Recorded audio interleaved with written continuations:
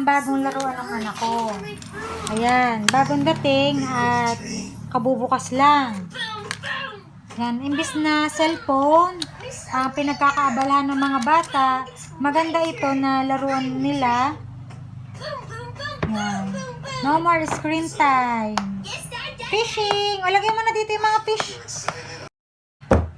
O, ganun lamang ang gagawin natin. Ilalagay yung mga fish dun sa mga bilog. Ayan. O, diba? Ayan. O. Kahit mga bata, talagang malilibang sa ganitong laruan. Alam niyo ba kung magkano to? Nabili ko lang to ng 56 pesos sa Shopee. Ayan. Murang pangregalo ito. Pero tiyak naman ang magugustuhan ng mga bata. This is gonna be fantastic. Ang kagandahan ng laruan ay kailangan ng battery para umikot. Pwede niya itong laruin kahit mag-isa lang siya o merong kasama.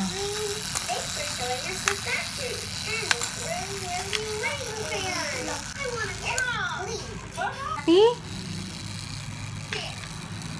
Mamo! Fishing! Fishing! Fishing!